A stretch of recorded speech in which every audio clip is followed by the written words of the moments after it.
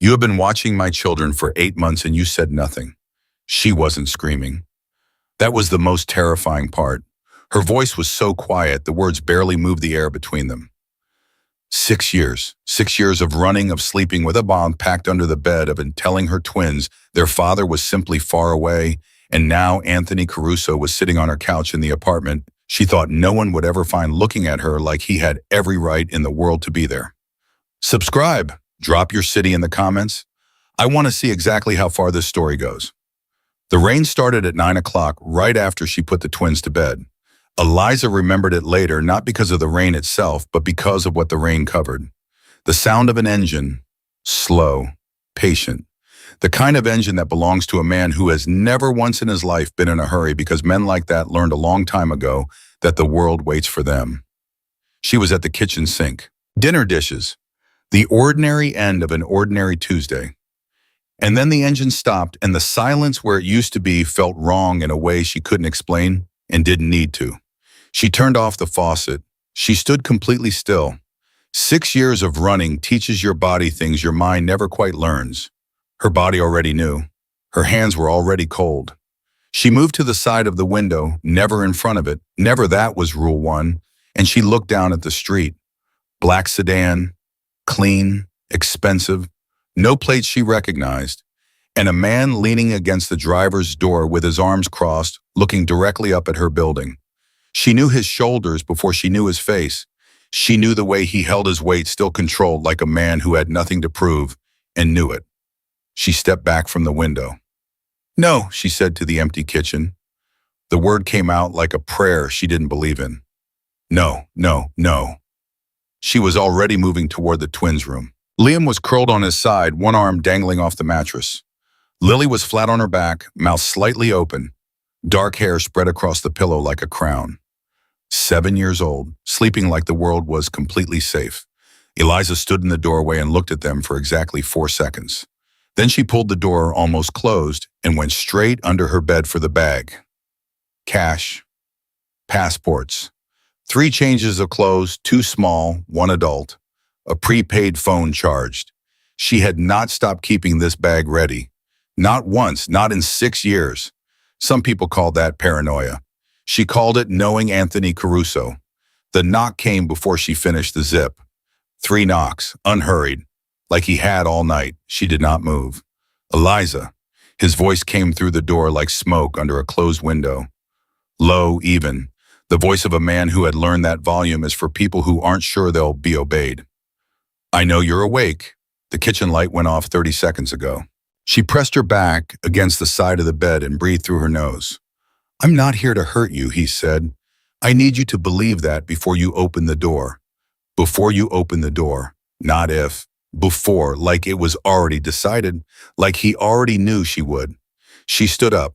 She crossed to the door. She put her hand flat against it and felt the wood solid old, completely insufficient. "How long have you been in the city?" she said. A pause. We can talk about that inside." "How long, Anthony?" Another pause. Longer this time. "A while," he said. The bottom dropped out of her stomach. "Open the door, Eliza. Please, the neighbors are starting to—" "Do not." Her voice dropped to a blade-thin edge.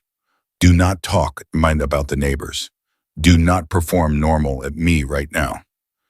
Silence, then quieter. "You're right, I'm sorry." She engaged the chain lock.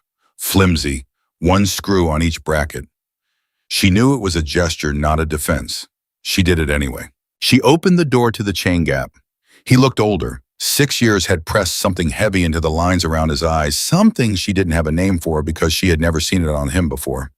His suit was damp at the shoulders. He was not holding anything. His hands were visible and open. He had learned a long time ago that she always looked at his hands first. "Take the chain off," he said gently. "Tell me how long." His jaw moved. 8 months. She heard a sound, realized it came from her own throat. 8 months, she repeated. "Eliza." She slammed the door. She stood with her back against it and pressed both hands over her mouth and breathed. 8 months. He had been in this city for 8 months while she walked her kids to school and bought groceries and slept and lived her ordinary, hard-won, carefully constructed life, and he had been here. I wasn't going to come to you, his voice muffled by the door. That was never the plan. I just needed to see. I needed to know they were. He stopped. I needed to know they were okay. She spun and yanked the door open, chains snapping taut between them. Say it. Say what you mean. His eyes met hers through the gap. The children, Eliza. They have names. I know. His voice was barely above a whisper. That's part of the problem. She stared at him. You know their names, she said. Liam and Lily. He held her gaze. He likes dinosaurs. She is currently arguing with every teacher she has about whether rules or suggestions. You gave them your mother's last name. A beat. You did everything right. Everything I would have done wrong. The chain felt like the only thing in the world between her and a disaster she'd spent 6 years running from. She took it off. He walked into her apartment and she watched him see it, the second-hand couch, the crayon drawings on the refrigerator door, the 2 small pairs of shoes lined up by the entrance. He stood and looked at those shoes without speaking for long enough that she had to look away. Sit down, she said. You wanted to talk. Talk fast. He sat on the edge of the couch, straight-backed, hands on his knees. She stayed on her feet 3 steps from the hallway between him and the twins' room. How did you find us? She said. It doesn't matter how. It matters to me. He looked at her steadily. A facial recognition hit. An old photograph. Someone I pay saw something on a school registration database, and a school database. Her voice went flat. You had someone searching school databases. Not looking for you. The search was old, automated. I didn't ask for it. But you used it. He didn't answer, which was an answer. What do you want, Anthony? She crossed her arms. Say the actual thing, not the version that sounds reasonable. He was quiet for a moment. I want to know them, he said. The room held that sentence like a held breath. No, she said. Eliza. No, she stepped forward.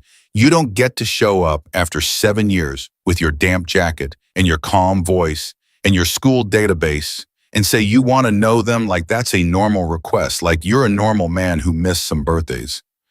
You are not that man. I know what I am. Do you? She leaned forward slightly.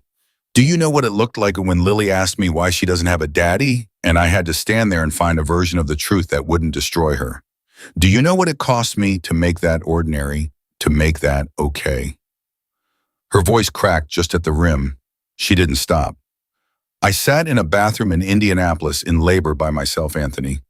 By myself because the only person I could have called was you, and I was more afraid of you finding us than I was of delivering alone. She stopped, drew a breath. So no, you don't just get to want something and have it.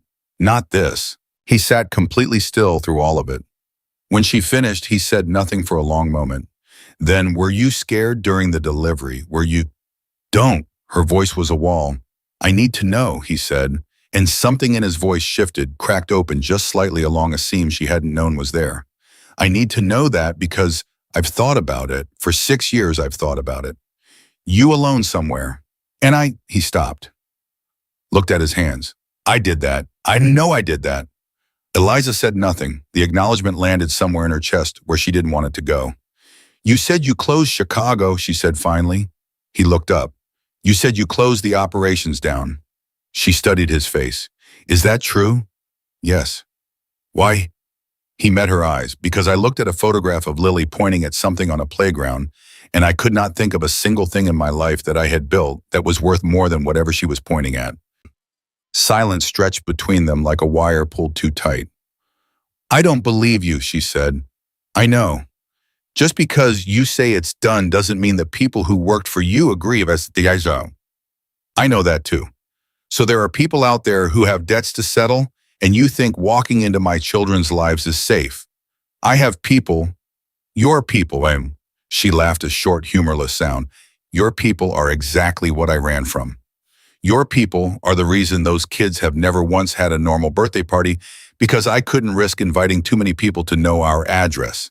He stood up. She took a step back without meaning to. Old reflex. Hated herself for it. I'm not going to push this, he said quietly. He reached into his jacket. She tensed every muscle in her body. He pulled out a plain white card. A number. No name.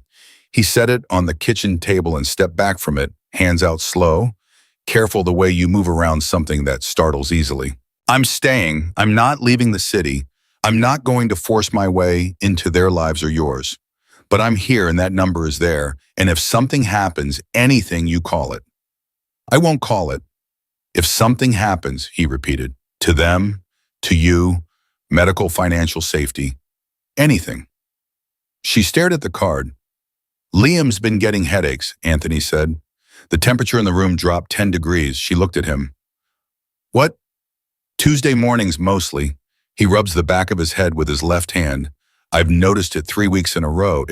Her mouth went dry. You've been watching them at school. From a distance. From a distance, she was shaking now. Anthony, those are my children. Do you understand what they do you know about the headaches? He asked. Not challenging, genuinely asking. She opened her mouth, closed it. She knew about the headaches. Liam had mentioned them twice. She had scheduled a doctor's appointment. The appointment was in 10 days. She had told herself it was probably tension, probably growing pains, probably nothing. She had told herself that because the alternative was something she couldn't afford to think about. That's none of your business, she said, but her voice had lost its edge. Okay, he said simply. Okay. He walked to the door. He put his hand on the knob and he stopped. And she thought, this is where it is. This is where the calculation shows itself. This is the angle. Eliza. He didn't turn around. I know I'm not someone who deserves a second chance. I know that better than you do because I know every specific reason why I don't. But I also know that those 2 kids in that room are the only thing I have ever been completely certain I didn't ruin. A pause. And I'd like to keep it that way, if you'll let me. He opened the door and walked out into the hallway. The door clicked shut behind him. She did not move for a very long time. So she didn't sleep. She sat in the kitchen chair nearest to the window with a cup of tea going cold in front of her, and the card sitting on the table where he'd left it. She didn't pick it up. She didn't throw it away. She just watched it the way you watch something you don't trust to stay still. Liam's headaches. She pressed her fingertips to her temples. She had told herself 10 days was fine. 10 days was a reasonable amount of time. She was a careful mother, not a panicking mother. There was a difference, and she had worked very hard to stay on the right side of it. But Anthony had noticed. From a distance, 3 weeks in a row. He had noticed before she had scheduled the appointment. That knowledge sat in her chest like something she couldn't swallow. At 2:40 in the morning, Lily appeared in the hallway dragging her elephant by the trunk. Mama. She squinted into the kitchen light. Why are you sitting alone? Couldn't sleep, bug. Eliza opened her arms and Lily walked into them without hesitation, the way small children do, absolute trust, no conditions. She climbed into Eliza's lap and tucked her head under her chin. Go back to sleep. Your heart is going fast, Lily said. I know. Are you scared? No, baby. Lily was quiet for almost a minute, long enough that Eliza thought she'd fallen asleep. Then in the completely matter-of-fact voice that 7-year-olds use to say things that should be impossible. I dreamed about a man with dark eyes. He was standing in the rain outside, looking up. Eliza stopped breathing. Was he scary? She managed. Lily shook her head against her chest. He looked sad, she said, like he was missing something. Eliza held her daughter against her and stared at the wall. She carried Lily back to bed, pulled the blanket up, watched both of them breathe in the dark. Then she went back to the kitchen. She looked at the card on the table. She picked it up. She stood there with it in her hand for a long time reading the number. She was not going to call, telling herself she was not going to call it. In the other room, Liam shifted in his sleep and made a small pained sound, the kind that wasn't quite a dream. She looked at the card. She did not put it down. She called the doctor at 7:15 in the morning, the moment the office line opened, before the twins were awake, before coffee, before she had fully decided what she was going to do about anything else. I need to move my son's appointment up, she said. Liam Hart, he's 7. The headaches are getting more frequent. The receptionist put her on hold. Eliza stood at the kitchen window and looked down at the street. The black sedan was gone. The space where it had been was just wet asphalt, ordinary, harmless looking. The kind of empty that lies. Mrs. Hart, the earliest we have is Thursday. Today, Eliza said. I need today. A pause. We don't have anything open today. Then I'll wait. As a walk-in, I'll bring him in and we'll wait however long it takes. Another pause. Longer. The receptionist had probably heard 100 mothers say something like that. But something in Eliza's voice must have registered because the woman said, "Come in at 11. We'll fit him in." "Thank you," Eliza said and hung up. She stood with the phone against her chest for a moment. Then she looked at the card on the table. Still there, she had not thrown it away. She was furious with herself about that. She turned it face down and started making breakfast. Liam came out first the way he always did earlier than his sister, quieter, already carrying something internal that he hadn't figured out how to say yet. He had dark eyes, same as his father, and Eliza had spent 3 years pretending she didn't notice. "Morning, bud." She set a bowl in front of him. "How's your head?" He shrugged. "Fine. On a scale." He looked up at her. Why are you asking about my head?" "Because you're my kid and I ask about things." He stirred his cereal. "Maybe a 3. She kept her face completely neutral. "Okay, we're going to stop by the doctor today just to check in." His spoon stopped. "Am I sick?" "No, it's just a checkup. Routine." He looked at her with those dark, too perceptive eyes, and she could see him deciding whether to believe her. He was so much smarter than she needed him to be sometimes. "Okay," he said finally, and went back to his cereal. Lily appeared 6 minutes later at full volume, already mid-sentence, about something that had happened in a dream, wearing her shoes on the wrong feet, and Eliza let herself breathe inside the noise of that. The ordinary chaos of a Tuesday morning. She held on to it with both hands. She did not think about Anthony Caruso until she was driving Liam to the doctor and hit a red light and a black sedan pulled up beside her. Wrong car. Different make. A woman driving sunglasses, a coffee cup. Eliza's hands had gone white on the steering wheel before she finished looking. "Mama." Liam was watching her from the back seat. "You okay?" "Perfect," she said, "just watching the road." The light turned green. She drove. The doctor's name was Nair, a small woman with reading glasses pushed up on her head who had been Liam's pediatrician for 4 years and had never once made Eliza feel judged for being a single mother who sometimes asked too many questions. She ran through the exam efficiently, asked Liam about school, laughed at his joke about dinosaurs, and then asked him to step into the hallway with the nurse so she could talk to his mom. Eliza felt her stomach drop before the door was fully closed. "The headaches concern me, Sayang," Dr. Nair said. She was not alarmist by nature, which made the word concern land harder than it might have coming from someone else. "Not because I think it's necessarily serious. But Liam has been describing them as starting at the back of his head and radiating forward, and that pattern combined with the frequency I want to order an MRI. Eliza heard the words and did not hear them at the same time.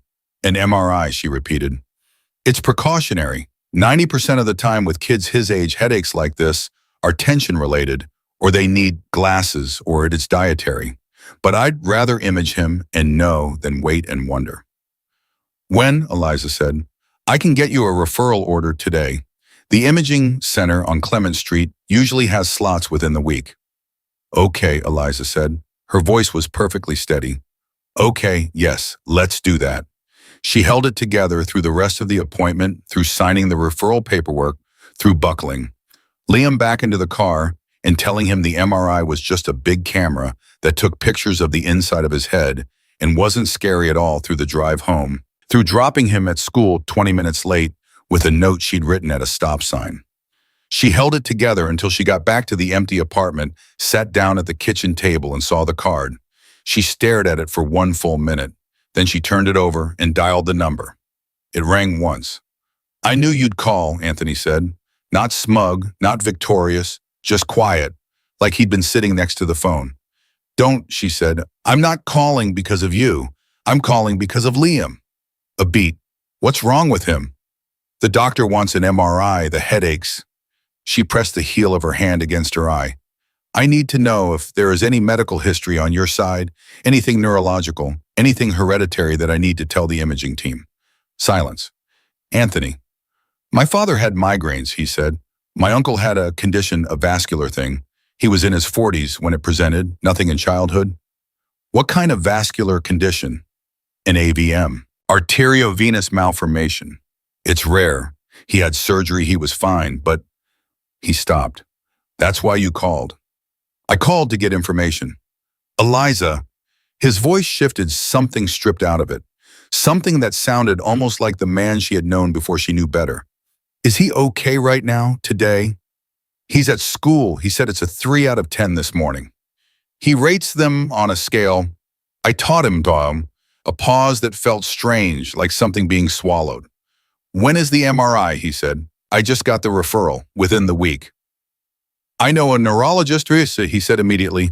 Dr. Sean Park. He's the best pediatric neuro in the state. He's at St. Catherine's. I can have him see Liam tomorrow morning instead of... No. Flat. Final. Eliza, if there's a chance it's vascular. I said no. She stood up. I'm not bringing your name anywhere near my son's medical records. I'm not bringing your connections into this. I appreciate the history. That's all I called for. Don't read into it. A very long silence. All right, he said. All right, she repeated, and she almost hung up. Almost. The family history. I need it in writing. Everything you know. Text it to this number. I can meet you, Dickers. Text it, she said. That is the only thing I'm asking. She ended the call. She sat very still for about 30 seconds. Then she put her face in her hands and allowed herself privately, silently, 30 seconds of falling apart.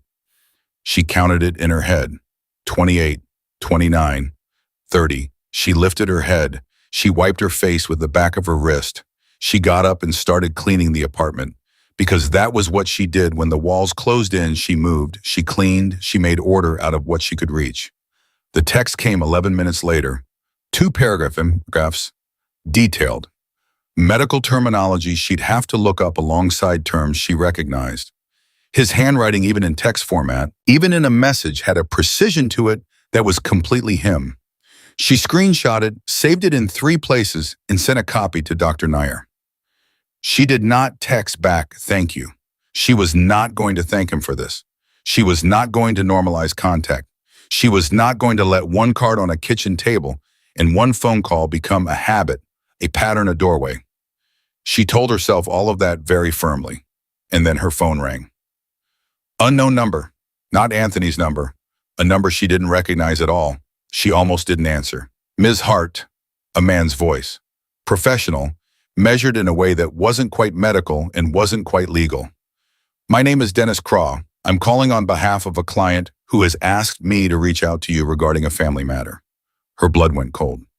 Who is your client? She said. I'm not at liberty to say at this time, but I've been asked to inform you that there is a situation developing that you should be aware of. It concerns your children's safety. What situation? A man named Victor Reyes is in the city, Dennis Cross said. I believe you may recognize that name. The room tilted.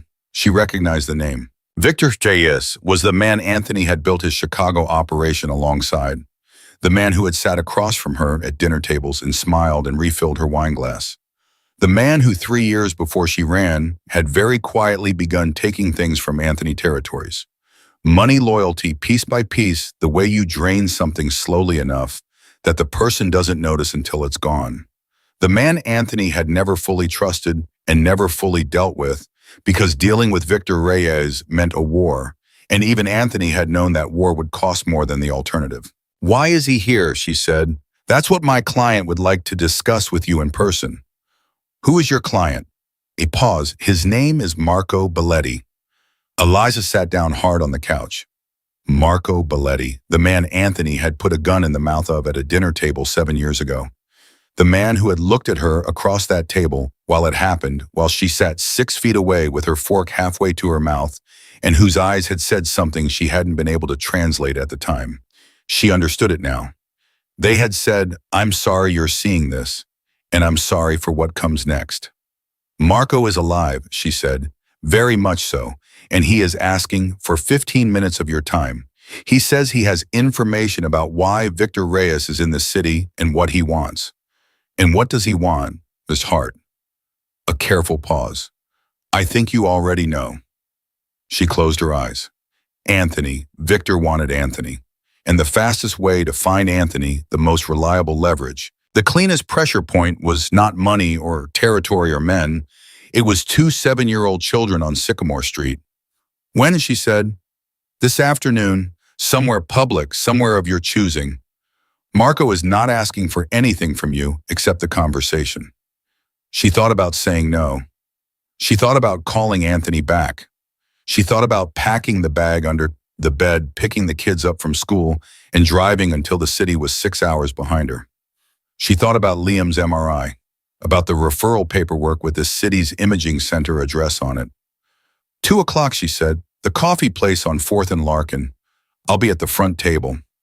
He'll be there, Dennis Cross said and hung up. She sat on the couch and breathed for a long moment. Then she called Anthony. He picked up on the first ring again. She registered that and filed it somewhere she wasn't going to examine right now. Victor Reyes is in the city, she said. The silence that followed was different from every other silence he'd given her. This one had an edge to it, a sharp, sudden stillness like an animal going completely motionless right before it moves. Who told you that? His voice was quiet, very quiet. Marco Belletti. Another silence. Marco called you directly. Through someone named Dennis Craw. That's his attorney. She heard movement on his end, the sound of a chair, a door closing. His voice dropped further. Eliza, listen to me very carefully. Do not meet with Marco. I'm meeting him at 2. Eliza. He says he has information about what Victor wants and why he's here. I think I have a right to that information. I think given the fact that my children are apparently a leverage point in a war I opted out of 7 years ago, I am absolutely entitled to every piece of information available to me. Marco Belletti is not someone you can trust. Anthony. Her voice cracked out like a whip. Stop. You do not get to stand between me and information that affects my children. You lost that right. You lost that the minute you made us collateral in a world I never chose. He was quiet. I'm going to the meeting, she said. You can tell me what you know about Victor right now, or I go in blind. Your choice. A long pause. Victor was supposed to be handled 6 months ago, Anthony said. Each word came out flat and precise, stripped of everything except information. When I started unwinding the Chicago operations, there were debts settled and debts not settled. Victor had taken enough from me over 3 years that the math didn't leave room for courtesy. I sent people. They came back without a resolution. Which means Victor knew you were coming. Yes. Which means someone in your organization told him. Yes, and you don't know who. No. She absorbed that. So you came here. I thought I had handled it through other channels. I thought the situation was stable enough that I could. He stopped. I made a miscalculation. A miscalculation, she repeated softly. You made a miscalculation and moved yourself to the same city as your children, while an enemy you hadn't neutralized was apparently following you. He said nothing. Do you understand what I want to say to you right now? She said. Yes. Good. She stood up and picked up her keys. Then I'm going to meet Marco, and you are going to stay wherever you are and not follow me. Are we clear? I'm putting someone on the coffee shop. Anthony, not on you, on the street, outside, as a perimeter. I don't want your people near me. I know you don't. His voice was flat, final, and completely unmoving. But they're going to be there anyway, because this is not about what either of us wants anymore. She hated that he was right. Fine, she said, but they stay outside, and if I see a single familiar face inside that building, I walk out and you never hear from me again. Understood, he said. She drove to 4th and Larkin with her jaw tight and her hands steady and her heart doing something she refused to acknowledge. Marco Belletti was already at the front table when she walked in. He was 63 now, heavier than she remembered, with white at his temples and a cane she didn't remember. He looked up when she walked through the door, and the expression on his face was not what she expected. She had expected caution or strategy or the performance of warmth that men in his world used instead of the real thing. What she said looked like guilt.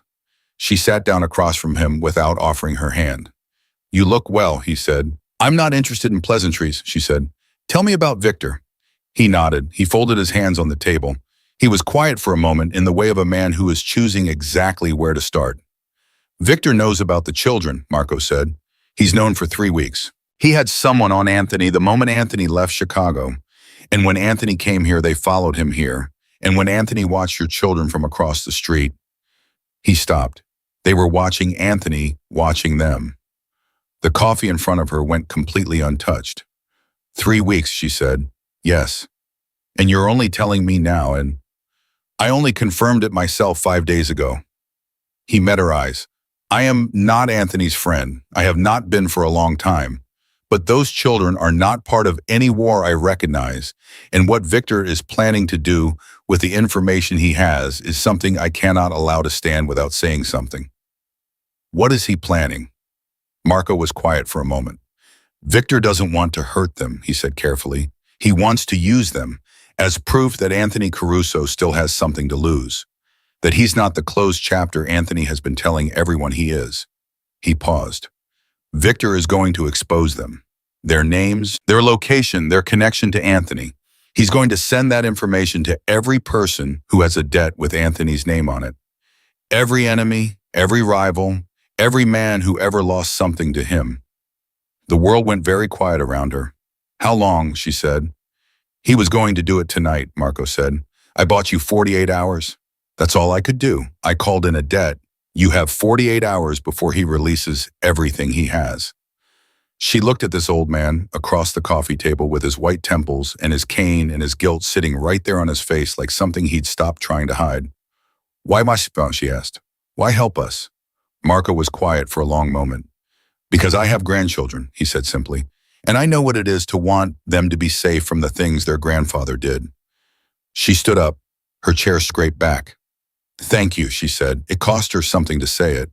She said it anyway. She walked out of the coffee shop into the afternoon light, and she stood on the sidewalk, and she looked up at the sky for exactly 3 seconds. Then she called Anthony. He's moving in 48 hours, she said the moment that he picked up. He's going to expose the children. Everything. To everyone. Anthony said nothing for a moment that felt like a year. Then we have 48 hours, he said. Don't say we. Eliza, tell me what 48 hours buys us, she said. Tell me what you can actually do in 48 hours. Because if the answer is nothing, I am picking my children up from school right now, and I am driving, and I am not stopping. A pause, long and terrible. Don't run, he said. If you run right now, you confirm to every one of Victor's people that there's something worth running from. And they will follow you, and they will find you somewhere with no support and no cover, and so what then? Her voice was shaking now, actually shaking. She pressed her fist against her sternum and breathed. What do I do? Stay, he said. Let me fix this. You made this. I know.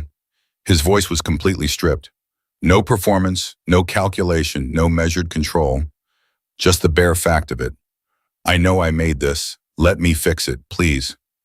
She stood on the sidewalk on 4th and Larkin with the afternoon moving around her and the weight of 48 hours pressing down on everything she'd built. You have until Friday morning, she said. If this isn't handled by Friday morning, I'm gone. And this time you will not find us. She hung up. She stood there a moment longer. Then she went to pick up her children from school like it was any other Tuesday because the only thing she could give them right now was the illusion that the world was still ordinary, still safe, still theirs.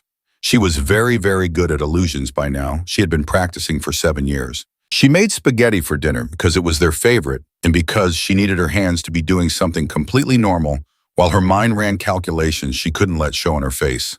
Liam ate with his left elbow on the table, which she usually corrected. Tonight she let it go. Lily talked for 11 straight minutes about a girl in her class named Priya who had said that unicorns weren't real, and how Lily had responded to this information and the exact words she had used, and whether Eliza agreed that Lily had made several excellent points.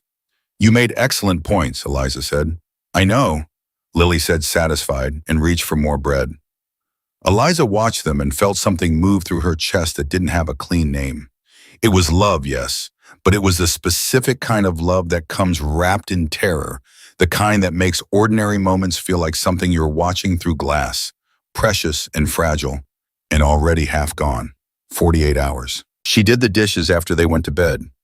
Then she sat at the kitchen table with her phone and a legal pad and she wrote down everything she knew about Victor Reyes, everything Marco had told her, and everything she could do in the next 48 hours that did not involve trusting Anthony Caruso more than she already had. The list of independent options was short, dangerously short. She could go to the police.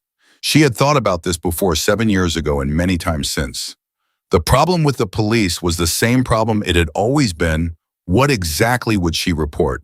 That a man she had once lived with had found her, that another man, one she couldn't fully identify or prove, intended to release their names to unnamed enemies? The police would take a report. They would file it, and Victor Reyes would release everything before any detective had finished typing. She could run. Anthony had told her not to. She hated that he was right. Running meant confirming the scent, and she had 2 children and a son with an MRI pending, and 48 hours was not enough distance, even if she drove straight through. She could wait. She could let Anthony do what Anthony did and hope that this time for once the fallout didn't land on her. She crossed that one out so hard the pen went through the paper. Her phone buzzed. A text from Anthony's number. "I need to see you tonight. Not a request. Information only. I found something." She stared at it. What kind of something? She typed back. "The kind you need to hear in person." "The kids are asleep. Don't ask about the kids." A pause, then fair. "Can you come down? I'm parked on Sycamore." She looked toward the hallway. Both bedroom doors closed. She had the baby monitor she still used, not because they were babies, but because old habits of vigilance don't die. She clipped it to her waistband, put on her shoes, and walked downstairs. He was in the same black sedan. He got out when he saw her come through the building door, and he didn't move toward her. He just stood beside the car and waited, which she recognized as a deliberate choice on his part. She stopped 6 feet from him. "Talk," she said. "The leak in my organization," he said. "I found it." She went still. "Who?" "A man named Garrett. He worked finance on my end for 4 years. Victor got to him 18 months ago." His voice was level, but something behind his eyes was not. "Garrett is the one who confirmed the children's names to Victor. He's the one who gave him this address."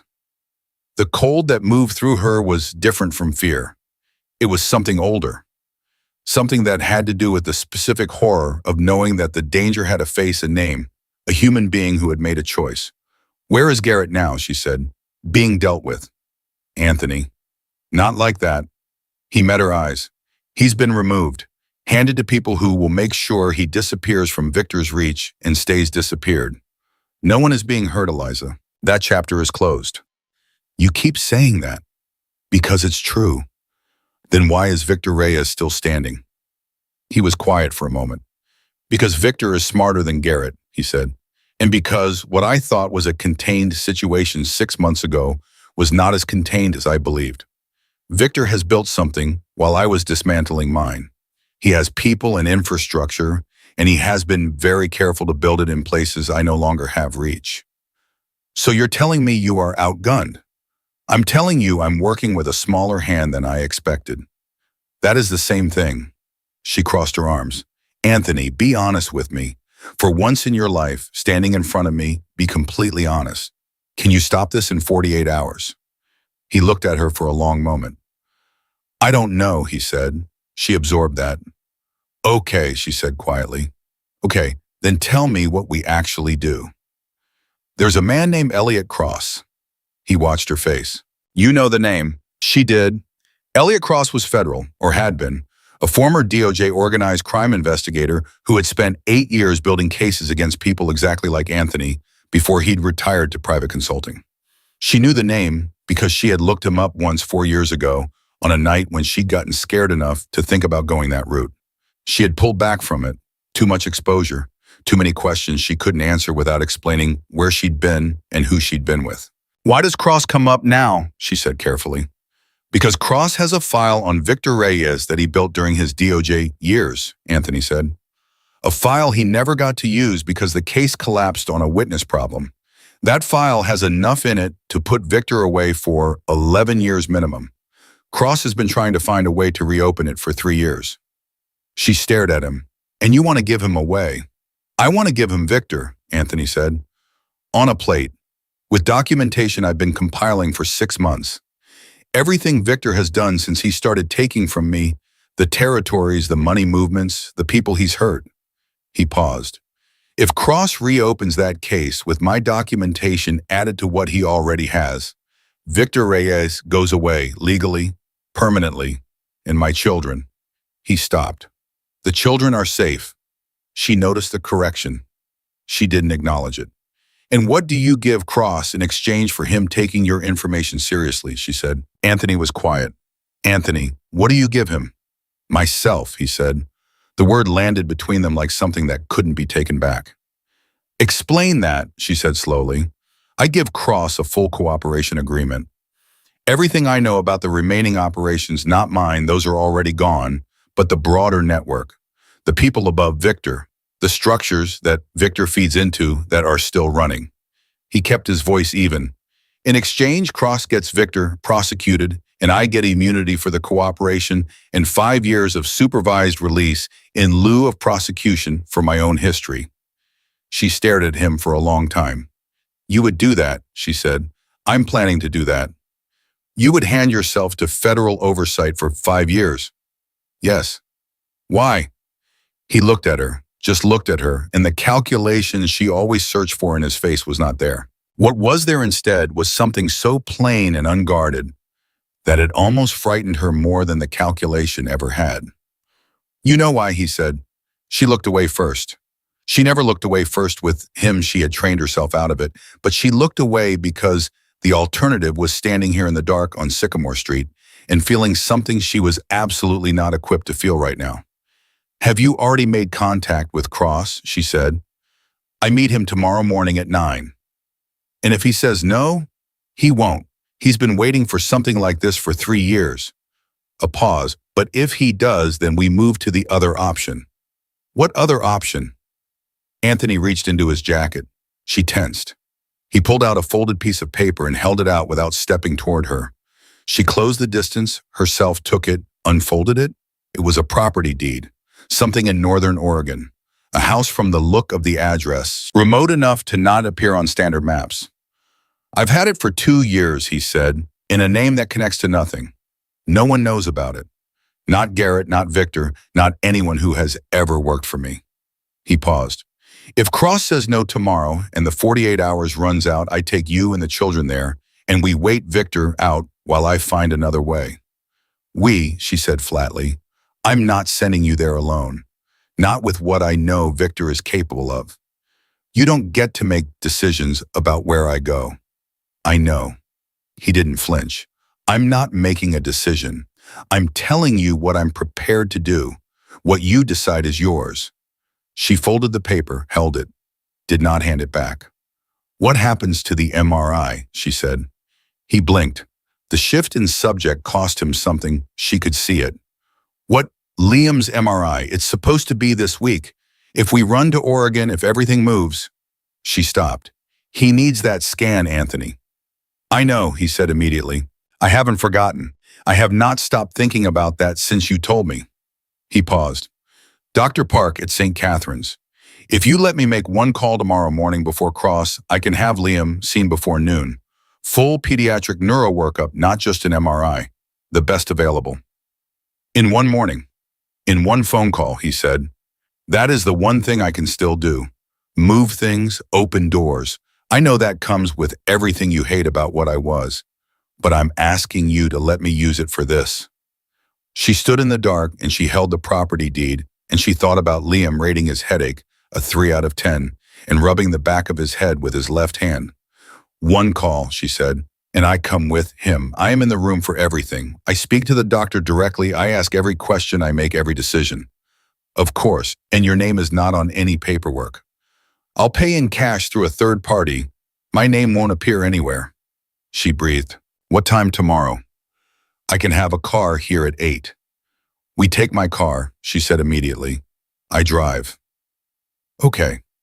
And after the appointment, you go directly to Cross and you handle that while I bring the kids home and you call me the moment you have an answer. Yes. And Anthony? She took a step toward him, closing the last of the distance, and she looked up at him with everything she had in her face because she needed him to understand this with complete clarity. If Cross says yes, and this goes forward, whatever agreement you make, Whatever you cooperate on, whatever you hand over when it's done, when Victor is locked away and the case is closed, you step back. You are not their father in any daily sense. You are not in this building. You are not at school events. You are not a presence in their lives that I have not explicitly, specifically on my own terms agreed to. Do you understand? He held her gaze. Yes. Say it back to me. When it's done, I step back. I don't push for more than you give. I wait for what you decide. She studied his face for another long moment. Go home, she said. I'll be ready at 8. She turned and walked back into the building without looking back, which cost her more than she expected. She did not sleep well. She dreamed in fragments Liam in a hospital gown, a room she didn't recognize, a machine making a sound that was too loud, and through a window she couldn't reach Anthony, standing on a sidewalk in the rain, looking up the same way Lily had described in her dream 2 nights ago, before any of this had been said out loud. She woke at 5:30 and lay still in the dark and listened to the apartment breathe around her. At 6, Liam knocked on her door. Mama. He opened it a crack. He was in his dinosaur pajamas, his dark hair flat on one side from sleep. My head is bad today. She sat up. How bad? 6, he said. Maybe 7. She was out of bed before he finished the word. She got him water, got him to the couch, checked his pupils, the way Dr. Nair had showed her, ran through the questions she had memorized from 3 separate articles she'd read at 2 in the morning. Responsive, oriented, no nausea, no vision change. The headache was at the back and base exactly where it always was. We're going to a special doctor today, she said, keeping her voice even. A really good one. He's going to take some pictures of your brain and tell us exactly what's going on. Liam looked at her with those dark eyes. Is it bad? We don't know yet, she said, and not knowing is not the same as bad. Okay. He thought about this. Okay, he said, and leaned against her shoulder. She held him and looked at the clock. 6:04, less than 2 hours. She texted Anthony. His head is a 7 this morning. We need to move up. The reply came in 40 seconds. I'll have Park ready at 7:30. I'll be outside at 6:50. She looked at the message. Then she looked at her son leaning against her shoulder with his eyes closed. She typed back 6:50. Lily took the change of plans with characteristic chaos, upset about missing school, then immediately excited about missing school, then concerned about Liam, then distracted by the question of whether the brain doctor's office would have good magazines. Eliza braided her hair in the car and let her talk and kept one eye on Liam in the back seat, who was quiet in the particular way that worried her. Anthony was standing beside a car she didn't recognize, a plain gray sedan, nothing like the black one when she pulled up. He had a paper bag from the bakery 2 blocks over. He held it out when she got out of the car, not to her but toward the back seat window, and she watched him crouch down to Liam's level before she could decide whether to stop him. You must be Liam, he said. Liam looked at him with the cautious assessment of a 7-year-old who did not trust easily. Yeah, I brought croissants, Anthony said, and 1 chocolate muffin because I didn't know which you liked. I like both, Liam said. Smart, Anthony said, a man who covers his options. Liam almost smiled. Almost. Lily leaned across her brother to look at Anthony with zero caution whatsoever. Who are you? Eliza opened her mouth. A friend of your mom's, Anthony said. He glanced up at Eliza for just a moment. An old friend. You have the same eyes as Liam, Lily said. The air between the adults went absolutely still. Anthony held Lily's gaze. Do I? He said very quietly. Yeah. Lily was already reaching for the muffin crisis averted by chocolate.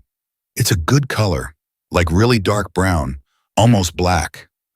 Anthony stood up slowly. He didn't look at Eliza. He looked at the sidewalk for exactly 1 beat. And in that beat, she saw something move across his face that she had no frame of reference for because she had never seen it on him before. It looked, she thought, like a man who had just been handed something he didn't know how to hold. Ready, she said, more to break the moment than anything else. Ready, he said, and his voice was perfectly controlled again.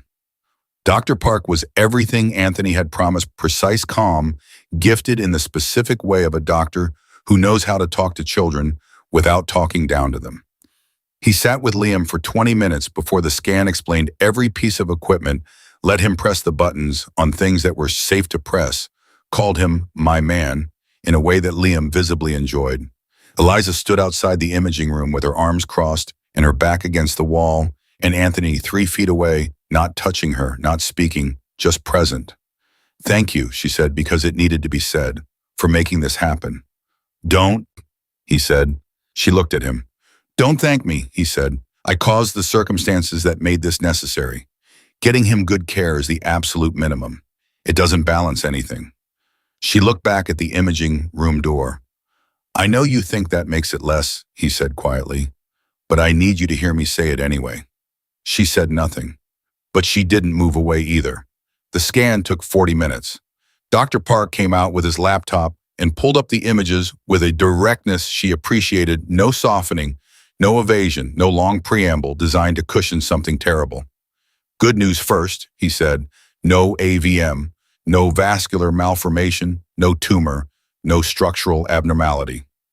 He paused. "What we do see is a pattern consistent with childhood migraine syndrome, likely hereditary." He looked at Eliza. "Is there family history on either side?" "His father's side," she said. She did not look at Anthony. "Migraines, paternal grandfather." "That fits exactly," Dr. Park said. "This is very manageable.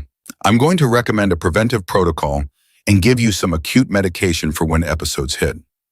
He will likely outgrow the worst of this by adolescence."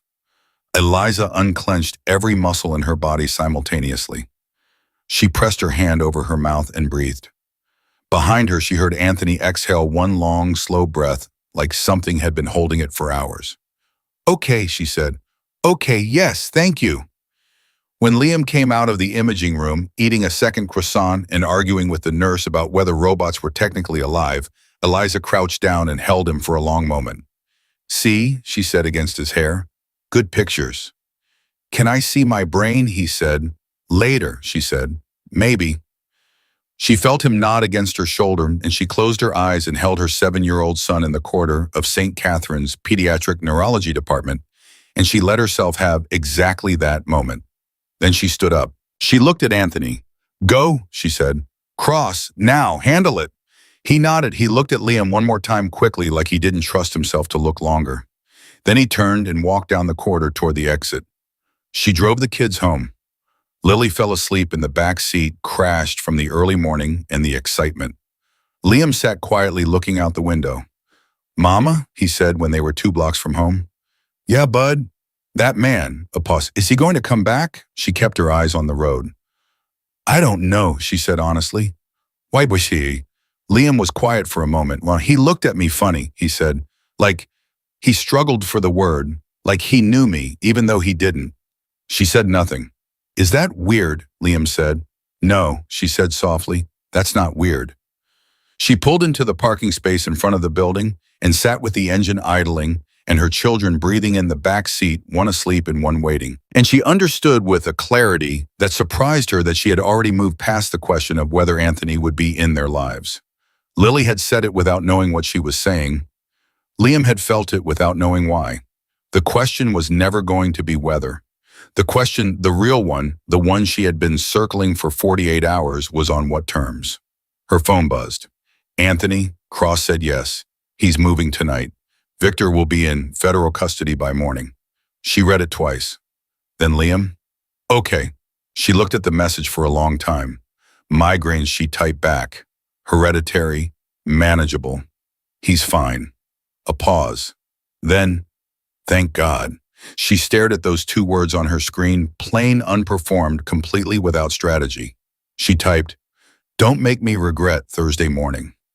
His reply came fast. "You won't." She put the phone in her pocket. She turned off the engine. She sat in the quiet for one more moment. With her daughter asleep and her son watching the building they had lived in for 2 years in the city, she had almost left 3 times in the last 48 hours. She was still here. For now, she was still here. And something about that felt less like defeat than it had yesterday. Victor Reyes was arrested at 6:47 in the morning. Eliza knew because Anthony texted her the moment it happened. 2 words, no punctuation.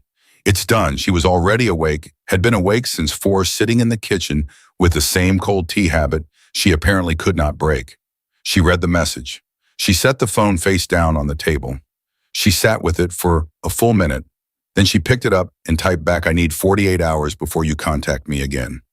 She needed to breathe. She needed 2 days where the ground was not actively moving under her feet, where she could take the twins to school and cook dinner and help Lily with her spelling words and sit with Liam while he did math problems he pretended were harder than they were and feel the ordinary weight of her ordinary life before she made any decision about what came next.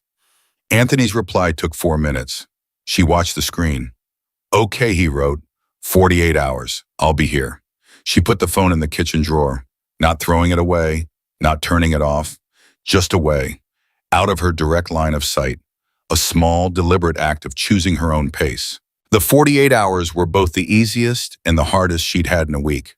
Easy because the threat was gone, Victor, in federal custody.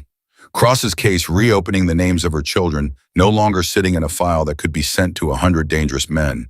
She slept both nights. Real sleep, the heavy, dreamless wee she hadn't had since before the black sedan appeared on Sycamore Street. She hadn't realized how much of her body had been on continuous alert until the alert finally stopped and she felt the difference in her bones. Hard because the quiet gave her room to think. And thinking right now was not a comfortable activity. On the second morning, she took Liam to his follow-up with Dr. Nair, who reviewed Park's imaging report with visible relief and started him on the preventive protocol.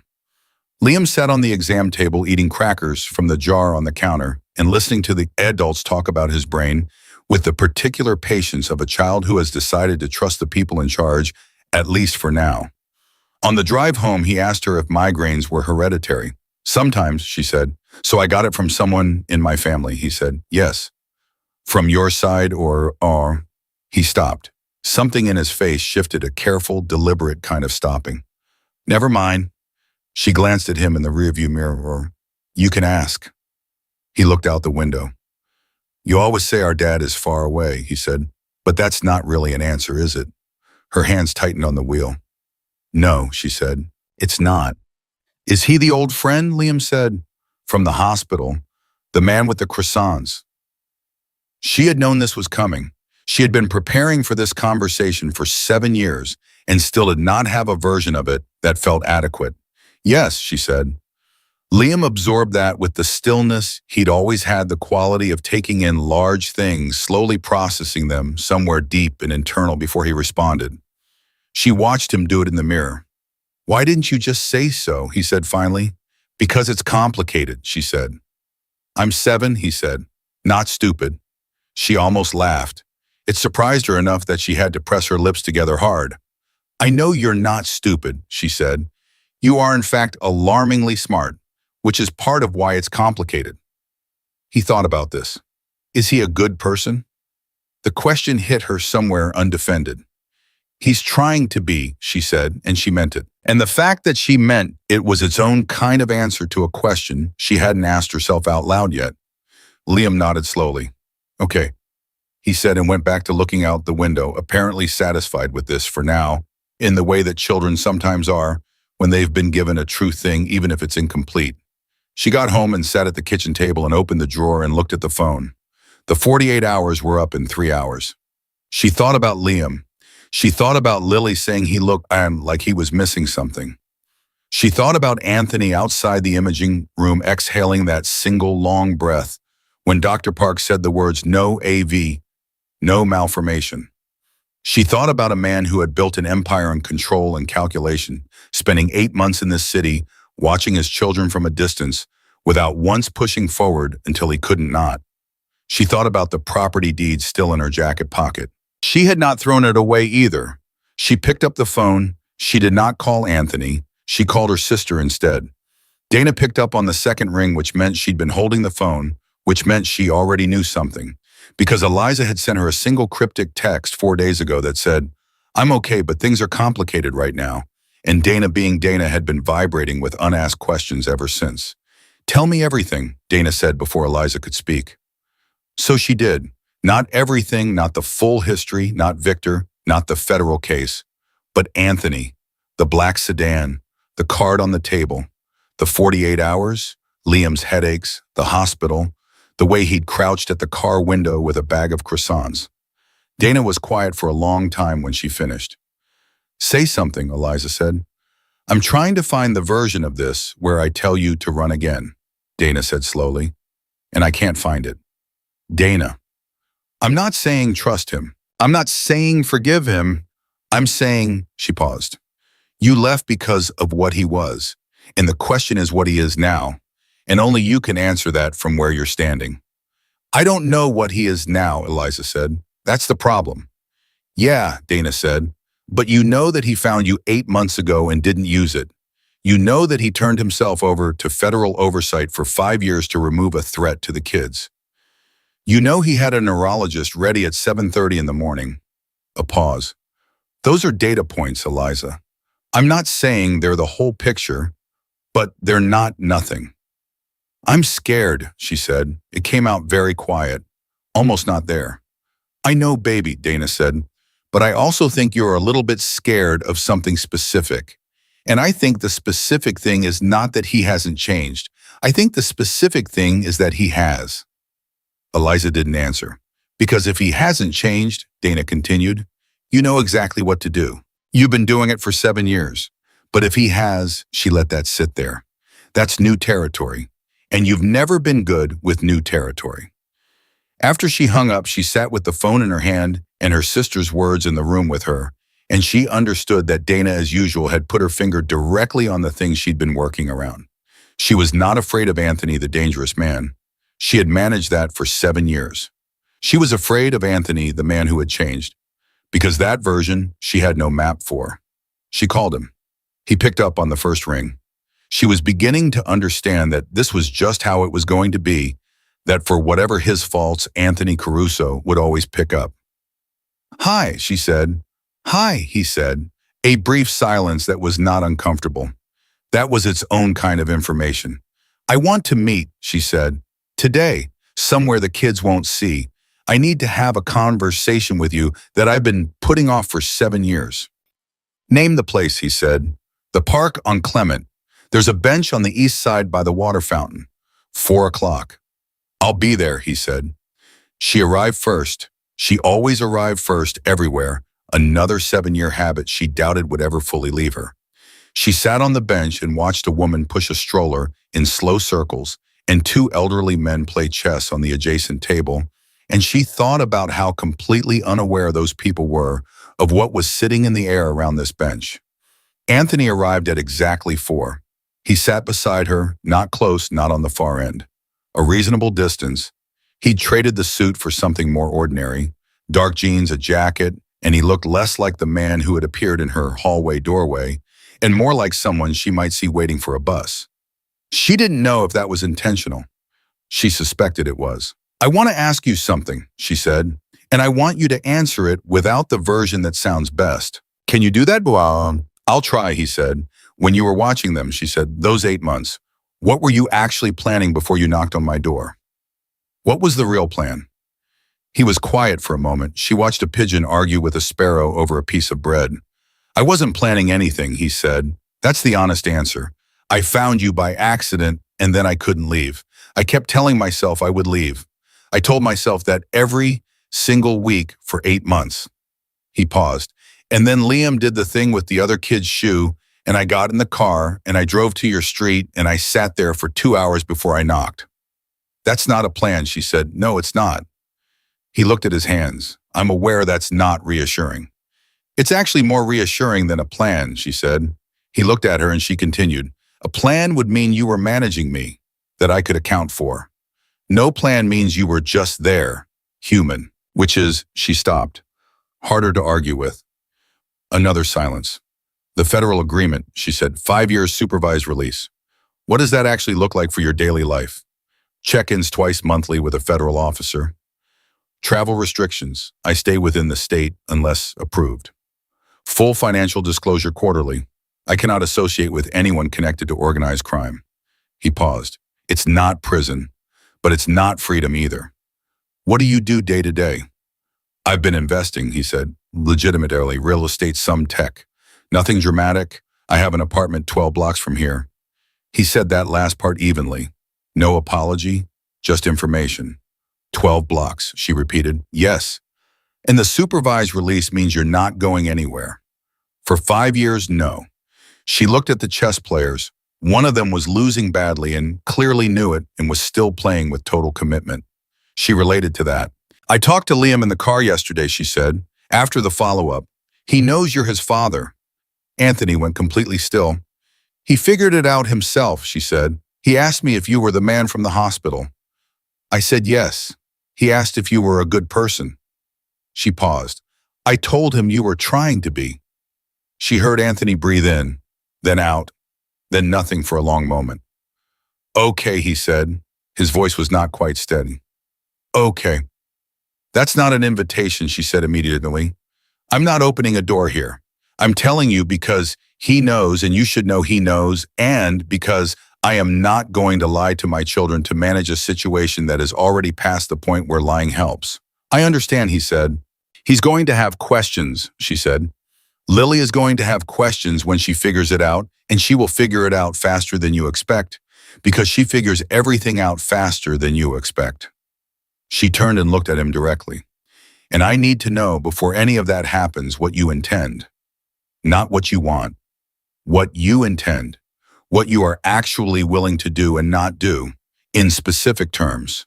Because I need something concrete to hold before I decide what to let happen next. He met her gaze. I intend to be in this city, he said, for the 5 years and after if you'll tolerate it.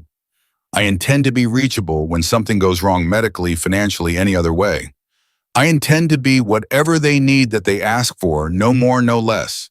If Liam wants to meet for lunch and talk about dinosaurs, I'll be there. If Lily wants nothing to do with me, I'll respect that. He paused. I intend to be a person who earns trust in small amounts over a long time, because that is what this actually requires, and I know it. She studied his face. And me, she said, what do you intend toward me? The question sat between them. He didn't look away. I intend to give you exactly the space you ask for, he said carefully, and to not pretend that I don't still, he stopped, started again, to not perform indifference that I don't feel, but not to push. What happened between us, I am not putting that on the table. Not now, maybe not ever. That is your call to make, not mine. Good answer, she said quietly. It's a true answer, he said. She stood up. He stood with her, not toward her, just upright, present. Liam has his first medication check in 2 weeks, she said. Dr. Nair's office 2 in the afternoon on the 16th. She stopped, started again. You could be there in the waiting room, not in the appointment, but there. Something crossed his face that she looked away from because it was too unguarded to witness directly. I'll be there, he said. She nodded. She picked up her bag. She took 2 steps and then stopped. Anthony. She didn't turn around. Yeah. The night you left my apartment, when you said they were the only thing you hadn't ruined. She paused. I've thought about that every day since. She heard him not speak. The kind of not speaking that has weight to it. Don't make it a lie, she said. That's all I'm asking. Don't make it a thing you said and didn't mean. I won't, he said. She walked home. The afternoon was cooling around her, the light shifting toward gold the way it did at this time of year, and she thought about the bag under the bed. She thought about how long it had lived there, how many times she had checked the zip in the dark, how completely it had become part of how she understood herself, a woman always one crisis away from running. She got home before the kids. She went to her room. She pulled the bag from under the bed. She sat with it in her lap, and she looked at it for a long time. Then she unzipped it. She took out the passports and put them in the safe in the closet where they belonged, where normal people kept passports. She took out the papamaj and put it in the emergency envelope she kept in the kitchen drawer, a normal amount, a sensible amount, the kind of amount any careful person might keep at home. She put the prepaid phone in the recycling. She held the empty bag. She did not throw it away. She was not all the way there yet. She put it on the shelf in the closet behind a box of winter coats, not gone, but not under the bed anymore. That felt like enough for today. She was in the kitchen starting dinner when the door burst open and Lily came in at full speed, the way she always did, backpack hanging off one shoulder, already talking, and Liam came in behind her quieter, and he set his backpack down by the door, and he looked at her with his dark, careful eyes. How was your day? She said. Okay, he said. He sat down at the kitchen table and pulled out his homework and started working. Normal. ordinary. The sound of pencil on paper and Lily demanding to know why there was no chocolate milk, and the familiar low-grade domestic noise of an evening that was by every visible measure fine. Eliza stirred the pot on the stove and let the ordinary settle around her like something she was choosing, instead of something she was simply surviving. And she thought about what Dana had said, new territory, and she thought about how for 7 years she had been very good at running and very bad at staying, and how staying required an entirely different kind of courage that she was not sure she had fully located in herself yet. But she was here. The bag was on the shelf. The pot was on the stove. And in 2 weeks in a waiting room on the 16th, there would be a man sitting in a plastic chair 12 feet from her children, and she had put him there herself. And she had not done it out of forgiveness or love or trust fully rebuilt. She had done it because Liam had said he looked at me like he knew me, and because that was true, and because some truths eventually get too heavy to keep carrying alone. Lily appeared at her elbow. "Is dinner almost ready? I'm completely dying." "You're not dying," Eliza said. "I'm at least critically injured," Lily said. 10 minutes. Lily groaned dramatically and threw herself into a kitchen chair, and Eliza looked at her, at this impossible, relentless, fully alive child, and felt something settle in her chest. Not resolution, not peace exactly. Something more honest than that. Something that felt like the first day of a new kind of hard. The 16th came faster than she expected. She told herself she wasn't nervous. She told herself it was just a routine medication check, just Dr. Nier's office, just a Tuesday afternoon, the same as any other Tuesday afternoon. She told herself this while she changed her shirt twice and snapped at Lily for leaving her shoes in the hallway, and then immediately apologized and then stood in the bathroom for 90 seconds with her hands gripping the edge of the sink, breathing. "Okay," she said to her own reflection. "Okay." Liam was quiet in the car. He had been quieter than usual for the past 2 weeks. Not withdrawn, not sad, just thinking, processing things at that deep internal level he had always had. She had not pushed. She had let him come to her on his own schedule the same way she always did, and twice he had appeared in the kitchen doorway at night with questions that weren't quite the real question, and she had answered what he asked and waited for when he was ready to ask what he meant. He was ready in the car, apparently. "Is he going to be there today?" Liam said. No preamble, no softening. She kept her eyes on the road. "Yes." "In the waiting room?" "Yes." Liam looked out the window. "Does Lily know?" "Not yet." "She's going to figure it out," he said. "She already thinks he looks like me. She told me." Eliza's hands tightened slightly on the wheel. "She did." "I didn't say anything," Liam said. "I didn't know what to say." "That's okay." "What do I say to him?" he said. "Today, if I see him." She thought about this carefully, not the managed version, not the version designed to be age-appropriate and emotionally calibrated and protective. The actual answer. "Whatever feels true," she said. "You don't have to say anything that doesn't feel true, and you don't have to pretend anything is fine that isn't fine." He thought about that for a block and a half. "What if I want to talk to him?" he said. Like it was a confession, like he wasn't sure he was allowed. "Then you talk to him," she said. "That's allowed, Liam. Wanting to know him is allowed." He nodded slowly. Then he looked back out the window, and she watched his reflection do something complicated and then settle. Anthony was already there when they walked into the waiting room. He was sitting in a chair near the window with a paper coffee cup and a book she couldn't see the title of, and he looked up when they came through the door with the very controlled expression of a man who had been rehearsing being casual for approximately 2 hours. Lily stopped walking when she saw him, looked at him, looked at Liam, back at him. "Oh," she said, "just that. Oh, so like a key turning in a lock." Eliza watched her daughter's face move through 5 distinct expressions in 4 seconds. Surprise, calculation, recognition, something that might have been anger, and then something that might have been wonder.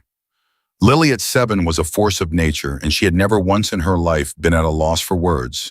So when she stood completely still and said nothing, it meant she was having a thought too large to come out quickly. Anthony stayed seated. He did not move toward them. He looked at Lily with the same stripped-down openness he'd had in Eliza's apartment that first night, the look that had no performance in it, and waited. "You're him," Lily said finally. "Yes," Anthony said. The one who's far away. A beat. I'm trying not to be anymore. Lily considered this with the absolute seriousness she applied to everything she considered important. Why were you far away? Because I made mistakes, he said. Big ones, and your mom had to protect you from them. She was right to. Lily looked at Eliza. Eliza said nothing. This was not her conversation to manage. Are the mistakes done? Lily said. Yes, he said. How do I know? Anthony paused. Something moved across his face, surprised maybe at being cross-examined by a 7-year-old with the precision of a federal attorney. You don't, he said. Not yet. You'd have to watch for a while and see. Lily looked at him for another long moment. Okay, she said, I'll watch. And she walked past him to the toy box in the corner of the waiting room and began investigating its contents with complete focus, apparently finished, apparently satisfied, apparently having resolved in 45 seconds what Eliza had spent 7 years circling. Eliza looked at the ceiling, briefly. Liam had not moved from her side through all of this. Now he took 3 steps toward Anthony's chair and stopped. Hi, he said. Hi, Anthony said. My headaches are better, Liam said. The medicine is working. I heard, Anthony said. I'm really glad. Liam looked at the book in Anthony's hand. What are you reading? Anthony turned it so he could see the cover. A history of the Byzantine Empire, dense and heavily footnoted. Liam's face lit up immediately with the specific brightness that ancient history produced in him. The same brightness dinosaurs produced, the same brightness any dead civilization produced, because Liam at 7 was already the kind of person who found collapsed worlds more fascinating than current ones. Is it good? He said. Very, Anthony said. Lot of wars. There are always a lot of wars, Liam said sagely, and sat down in the chair next to him. Eliza watched her son sit down next to his father and start asking questions about Byzantine military strategy, and she felt something happen in her chest that she did not have adequate language for. It was not happiness exactly, it was too complicated and too tender, and too raw at the edges for a word as simple as happy. It was something more like watching a bone begin to set, painful and necessary, and pointed toward healing. She sat down across the room and watched them talk. Dr. Nair called Liam in 15 minutes later. He went with the nurse, pausing at the doorway to tell Anthony seriously with authority that he should read the part, the Varangian Guard, because it was the best part. Anthony said he would. Liam disappeared through the door. The waiting room was otherwise empty. Eliza and Anthony sat across from each other, with the distance of the room between them and the silence of people who have said the hard things already and are now living in what comes after. He's extraordinary, Anthony said. Quiet, not performing it, just true. I know, she said. You did that, he said. That kid, the shoe thing on the playground, the Byzantine history, the way he asked Lily if she was okay when she almost cried in the car just now. That's you. That's everything you gave him. She looked at her hands. He has your patience, she said. He waits for things to make sense before he reacts. I've always been a reactor. He's not. Anthony was quiet for a moment. Is that hard? He said carefully. Seeing me and him. She looked up. It was, she said honestly. For years it was the hardest thing. I'd look at him and miss you before I could stop myself, and then hate myself for missing you, and then hate you for being the reason I had to go through that alone. She paused. It's different now. Different how? Now when I see you and him, I'm glad, she said. The patience, the way he reads people, the way he holds still when the room is loud. She held his gaze. Those are good things. I'm glad he has them. Anthony looked at her for a long moment without speaking. The kind of silence that receives something and holds it carefully. Thank you, he said, for telling me that. Don't make it mean more than it means, she said. I won't, but they both knew it meant something. Liam came out with a clean bill of adjustment medication working no side effects, follow-up in 6 weeks. He was already talking before he was fully through the door, relaying something Dr. Nair had said about the brain's electrical system that he found extremely interesting. And Anthony listened with complete attention, and Eliza watched this and thought with a clarity that startled her. This is what it would have looked like if things had been different, if he had been different. The thought didn't destroy her the way she expected. It just sat there, true and past and no longer the sharpest thing in the room. They said goodbye on the sidewalk. Lily, unprompted, said bye to Anthony in a voice that was neither warm nor cold, but simply included him in the category of people one says goodbye to, which was Eliza knew more than nothing. Liam actually shook his hand with the small, serious formality of a boy who had decided to treat this like a beginning of something and wanted to do it right. Anthony shook it back with equal gravity. See you around, he said. Yeah, Liam said. Probably. He said it like a promise. In the car on the way home, Lily was uncharacteristically quiet for almost 4 full minutes, which was her personal record as far as Eliza could track. Then she said, he seems like he's trying. He is, Eliza said. Is that enough? Lily said. Eliza looked at her daughter in the mirror, 7 years old, elephant pajamas and wrong-footed shoes, and 4 days ago she'd asked Eliza whether butterflies felt sad in winter. And now this. Sometimes trying is where you have to start, Eliza said. Lily thought about this, like how I had to try to like broccoli even though I thought I wouldn't. Exactly like that, Eliza said, and she was very grateful that she was facing forward so neither child could see her face. That night after the twins were asleep, she called Dana again. She told her about the waiting room, about Lily watching, about Liam and the Byzantine Empire, about the sidewalk goodbye and the handshake. She told it all in order, which was how she knew she was okay. She could tell it in order without falling apart in the middle. Dana was quiet through all of it, and then she said, so what now? I don't know exactly, Eliza said. Something slow, something very slow. That's good, Dana said. Slow is good. I'm still scared, Eliza said. Good scared or bad scared? She thought about it. The kind where you're scared because it matters, not because it's dangerous. Yeah, Dana said softly. That's the right kind. 3 weeks later, Anthony texted her on a Sunday morning. Liam left his jacket in the lobby last Tuesday. I found it on a bench. I have it if you want it. She stared at the message for a moment. Liam had been looking for that jacket. She had assumed it was lost. How did you get it? She typed. I was in the neighborhood. I saw him drop it when you were loading the car. I picked it up. A pause. Then I should have called right away. I didn't want to overstep. She read it twice. He had carried her son's jacket for 3 weeks rather than call her before she was ready. I'll pick it up, she typed. When are you home? Anytime.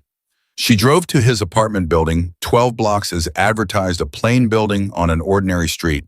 Nothing that announced anything about who he'd been. He met her in the lobby.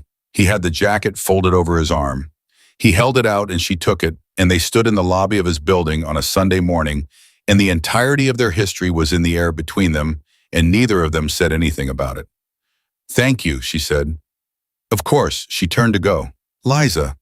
His voice was even, not reaching, just present. She turned back. I know this is slow, he said. I know I don't get to name what any of this is or where it goes. I know that's yours. He paused. I just want you to know that slow is fine. Whatever pace this takes is fine. I'm not going anywhere. She looked at him, at this man who had been her greatest mistake and her children's father, and she was beginning to understand something she did not have a finished sentence for yet. I know, she said. She drove home with the jacket on the passenger seat. A month after that, Lily asked if the man with the dark eyes could come to her school's fall performance. She asked it at dinner between bites of pasta in the same tone she used to request specific flavors of yogurt, as if it were a small and obvious thing, and she didn't understand why it would require consideration. Eliza set down her fork. Why? She said. Lily shrugged. Because I'm the loudest in the play and I want a lot of people watching. Liam looked at his pasta, but the corner of his mouth moved. I'll think about it, Eliza said. You always say that, Lily said. And sometimes I say yes, Eliza said. Lily accepted this and went back to her pasta. And Eliza sat with the question through the rest of dinner and the dishes and 2 chapters of Liam's reading and Lily's bath, and by 9 o'clock she had her answer. She texted Anthony Lily's school play is the 14th. 7 p.m. She'd like you there. A pause, then she typed, I'd like you there. She stared at those last 4 words for 10 seconds. She hit send before she could revise them. His reply came in under a minute, I'll be there. Nothing else. He did not make it larger than it was. He did not reach for what it might mean. He said he would be there and left the rest to breathe. She put down the phone and went to check on the kids. Liam was asleep with the Byzantine history book on his chest, which she removed and set on the nightstand. Lily was asleep with her elephant tucked under her chin and her mouth slightly open, dark hair everywhere. She stood in the doorway between their beds, and she thought about a motel room in Indianapolis 7 years ago, about $32 and a stolen prepaid phone, about lying on a scratchy mattress at 3 in the morning, talking to two people who didn't exist yet, making promises she had spent every day since trying to keep. "I will keep you safe," she had told them. "I will make something ordinary for us. Something clean." She had done that. Through everything, the double shifts and the soup dinners and the school registrations under borrowed names and the bag under the bed, she had done exactly what she promised. And now ordinary was changing shape. That was the part she hadn't promised because she hadn't seen it coming. Ordinary was expanding to hold something she had been certain would never fit. She walked into the kitchen. She opened the closet. She reached behind the box of winter coats, and her hand found the empty go bag on the shelf where she'd put it 6 weeks ago. She held it for a moment. Then she walked to the front door, opened it, and placed the bag outside in the hallway next to the recycling that went out Monday morning. She came back inside. She closed the door. She leaned against it for a moment in the dark. Done. Not because the world was safe, the world was never fully safe, and she knew that better than almost anyone. Not because Anthony had been redeemed cleanly, or because the past had been resolved into something comfortable. Not because she had stopped being afraid or stopped watching or stopped being the woman who checked the locks twice and knew 3 exits from every room, but because her children deserved a mother who chose her life instead of just surviving it. Because Liam deserved to ask questions about the man with the dark eyes without watching her flinch. Because Lily deserved to perform at top volume in her school play with every person who loved her in those seats. Because 7 years of running had been necessary and brave and exactly right, and also because it was over now. Because staying real, staying chosen, staying eyes open, staying required a courage she had not known she possessed until she stood in this kitchen on this ordinary night and felt it in her chest like something that had always been there waiting for her to be ready. The bag was gone. The kids were asleep. And Eliza Hart, who had crossed state lines with 2 heartbeats and $32, and a name she was too afraid to say, who had built something clean and ordinary out of almost nothing, who had opened a door she promised herself she would never open, and found on the other side of it, not disaster, but the complicated, imperfect, ongoing work of something that might eventually become a life. Eliza Hart turned off the kitchen light and went to bed and slept straight through until morning. She had stopped running. That was not the end of the story. That was the beginning of the harder, better, true one.